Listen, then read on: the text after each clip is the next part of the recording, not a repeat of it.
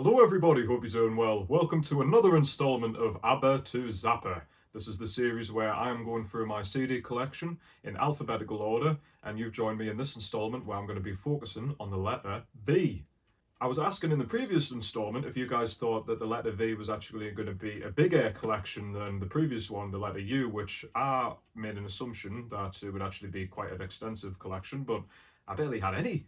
So, in this instance, I was wrong. I thought I'd have even less, but I've actually got a double amount of artists or bands under the name of the letter V compared to you. So I was like, that's interesting. So, let's see what I've got here. So we'll first focus on the first three albums by Vampire Weekend, who are a group that I got into around the college uni era of my life, which most people do, because I don't know why, they just seem like that indie band that you would get into around that time of your life. And in terms of their other catalogue, as in the other two albums, I really enjoy them. I just never got around to owning them physically.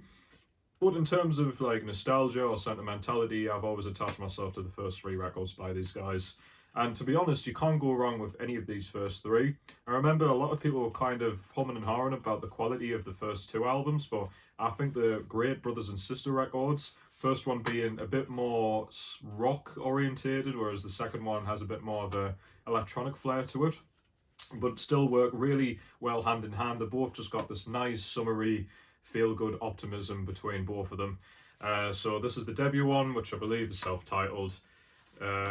If I quickly went through my favourites on here, the classic A-Punk obviously is on here, but my personal favourites is either Cape Cod Quazza Quazza or Blake's Got a New Face. Blake's Got a New Face. One of them two are my favourites, but really solid throughout. And then we've got Contra, which is the sophomore album. Again, like I was mentioning, a bit more of a synth direction on this one, but still similar in terms of its like sort of happy, euphoric style. Favourites on this one would have to be Holiday, Taxi Cab, and Cousins. Those are my first three favourites that jump out to me for that one. But this was my favourite that they've done so far, which is Modern Vampires of the City, the third album. I remember buying this pretty much when it came out, and in terms of the maturing, whilst also just being still very, very good in terms of the songwriting. This is, to me, where they've excelled. I think, well, the obvious one for me is to say that the song Step is my favourite track by them, and one of my personal favourite songs ever. But again, there's many, many other great tracks on here, like Unbelievers and Young, Worship You. Yeah, so this, to me, is my favourite record by them, but like I say, you can't go wrong with any of their albums at all, in my opinion. Just do what I usually do when it comes to these sort of bands and just start with the debut and work your way through and see what takes your interest. Moving on, we've got the debut album by Van Halen. This is the only CD that I own by these guys. But yeah, definitely an absolute staple of hard rock. A real classic and a one that I used to listen to a lot back when I was in school. And I was getting into the classic rock bands and stuff like that. And this one has always stayed with me in comparison to the other albums. You've got ones like this one, you've got 1980, is it 1983? As well as like a few others which are beloved too.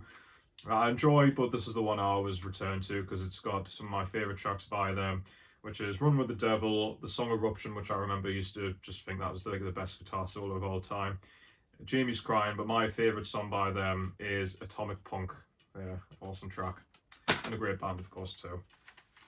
Next up, we've got my collection of Velvet Underground. And it's funny going through this because I realised that there's an obvious album missing from this. And it's not Squeeze, which is their last album, which most people say is terrible. Can't say, never heard it to be honest. But it was around my time when I could never really get too much into the genre of noise rock. And that was because, I don't know, I just never took my interest. And because of that, the obvious one that's missing out of this collection is White Light, White Heat, which, again, is a classic, and it's one that I've warmed up to a hell of a lot more recent years, but I just didn't enjoy it around that time. I used to think songs like Sister Ray was just a massive slog, and just thought that was just them experimenting for the sake of it, and yeah, I just didn't enjoy it as much. And I think the reason why it stands out too was that the Velvet Underground were never shy of experimenting, don't get us wrong, and some of their experimental tracks are some of my favourites by them, but if you look at these three, which is the self-titled,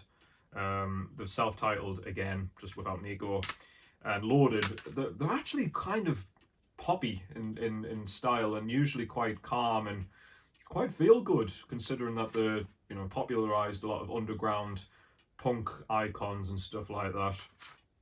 So that's probably why they stood out to us too. It sounds like a sore thumb, that record, White Light, White Heat, which isn't a bad thing really, but I thought it was back in the day. It just shows you everybody, your music tastes can change. So even if what I'm saying now is getting recorded and I'm speaking my opinions, in 5-6 years time it could well change again. But yeah, so this was obviously the first one I picked up. It was just, again, I keep going on about this, like Van Halen, Vampire Weekend, massive to me in my school years. Blew my mind when I first heard Venus and Furs. That was the first track I tried by them. And we've just got so many beloved tracks here, like Sunday Morning, I'm Waiting for the Man, Femme Fatale's a classic, All Tomorrow's Parties. Yeah, full of great tracks. There's a few songs here that I'm not that big on, to be honest. But the highlights on here are just some of the best songs that were made in the 60s in general. So like I say, skipping an obvious album, but then we've got this one. Some days this is my favourite album by them. Some's like Some Kind of Love. And this is what I'm on about before, about saying that, you know, I do enjoy the experimental tracks, because there's a song on here called The Murder Mystery, which I remember I was like, I've never heard anything like this before. And especially back in the day, goodness knows the few people who actually tried Vampire Weekend, the Velvet Underground around the 60s, early 70s, discovering them and hearing stuff like that must have just been totally an experience. So love that album. And Loaded as well is a great one. Of course, it's got the song Sweet Jane, which is a lot of people's favourites by them, including me too. So yeah, this, and I Found a Reason, and Who Loves the Sun. Oh Sweet Nothing's a nice track. Yeah, all three of those records are really good. Now then, we'll move on to another one, which is a college favourite of mine, and this is a guy called Kurt Weill, and this is the only album that I've really gave a shot by him, to be fair. Quick story for you, actually. I remember buying this when it first came out. I must have heard about it around the time when it was getting raved. I'm talking about this album, Waking on Pretty Days. I remember buying it, and I must have been with one of my very close friends around the time I went into an indie store, and I was saying, oh, have you ever heard of Kurt Weill? And he's like, no. And I said, oh, you should try this album. Remember giving him a listen to A Girl Called Alex, which was, I just heard that one song, I was like, I need to try this album. And you listen to it, and then literally, how old's this album? 2013. 10 years later, probably a bit longer, that same friend messaged me and says, oh, are you free tonight? I've got tickets to go and see Kurt Weill in Newcastle. And I was like, what? Yeah, I'd love to go. I was like, hang on, how do you even know about that guy? And he said, well, do you not remember you got us into him? Did I? Totally forgot. And that was the only time I really tried him, to be honest. I wasn't aware of his affiliation with the war on drugs and stuff like that. I totally forgot about him.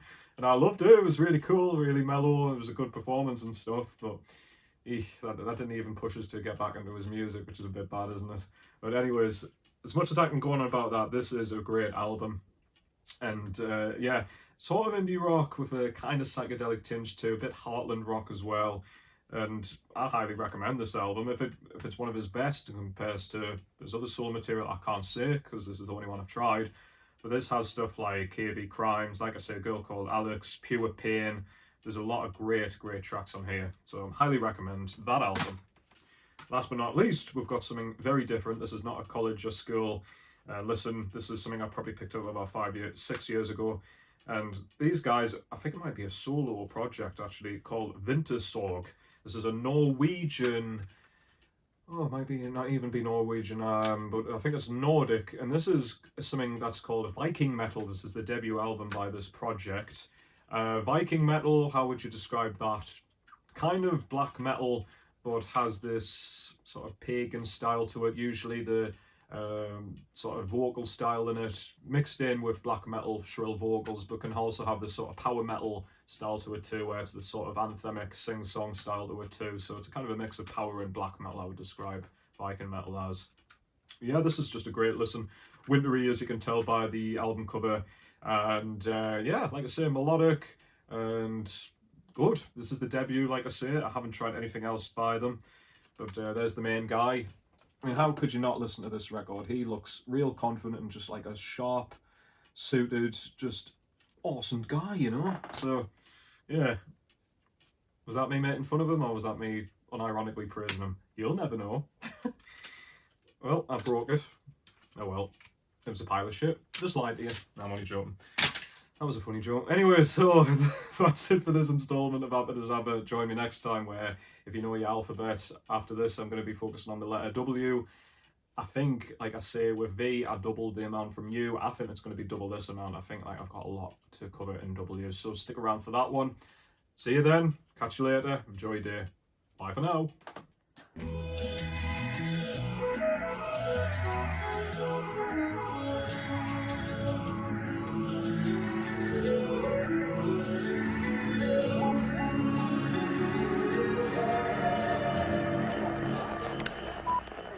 Thanks for listening.